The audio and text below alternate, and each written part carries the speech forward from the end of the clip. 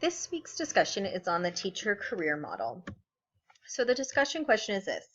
As you contemplate your years in education, can you personally identify with the 8-step teacher career model? Can you think of colleagues who match each of these stages? And what are your views on peer coaching as a tool to meet the needs of teachers at the various stages? So I have listed out the steps, and of course we have pre-service, induction, competency building, enthusiastic and growing, career frustrations, stable but stagnant, career wind down, and then career exit. So I'm currently in my 10th year of teaching. I can identify with 6 of the 8 steps in this model. I'm not quite to ending my career yet. I feel that in my before my current position, I spent 1 year at a new school, and I was definitely in that burnout and frustration phase. It was my last year in the classroom. And as I stated, I was in a new school. The climate was not what I was used to, and I felt that the teachers there were in a stagnant phase. It was not an environment that I was used to, coming from a school where there was enthusiasm and growth happening every year. I felt the burnout and frustration, not with my students and with teaching necessarily, but with the climate.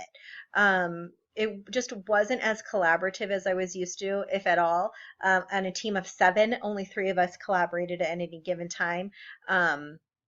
And then just as a school, it wasn't as welcoming and supportive as I was used to. It doesn't mean it was wrong. It just wasn't what I was used to. And so coming from an environment that was so uplifting to one that was frustrating, I definitely felt that burnout.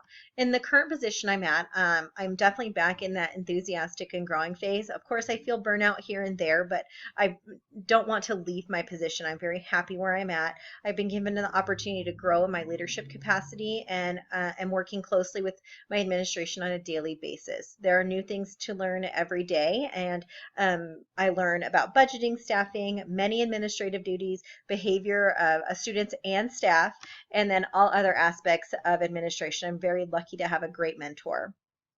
So as for the colleagues, yes, I definitely see people at every phase. I'm very lucky that we're one of the few schools that is fully staffed with licensed teachers. We have 2, well, now 1 long-term sub, but both are or have been through the ALRL program already and are in the line to be licensed, which is very uncommon for turnaround schools.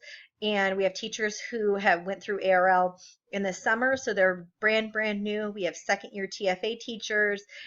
So there's a range of experiences on our campus, everything from last year teaching to 1st year of teaching. So I definitely see all models. I think for the most part, our staff is still in that enthusiastic and growing phase, even if they have been teaching for a long time. But I do see a few that are in that stagnant phase. But we do try our best to get them to participate and try new things as much as possible. So it is important that every person, or the coaches especially, know where everyone's at in peer coaching, because they all have different needs. So this is a question that has come up with the strategists at my school. We are starting the Literacy First model, and there is peer coaching within that model. So we've been trained on coaching conversations and how to facilitate those with teachers. So the tools that you need are the ability to ask questions and the ability to listen.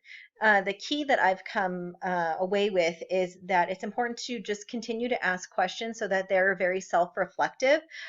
Even if there are teachers who don't want or need assistance or help, and it's not okay for us to kind of force that down them. What a better strategy is to actually use their expertise and maybe see if they can offer up their classroom to have the newer teachers observe them or co-teach a lesson, and that way it comes full circle. Then they're peer coaching, and they are building the capacity of our teachers.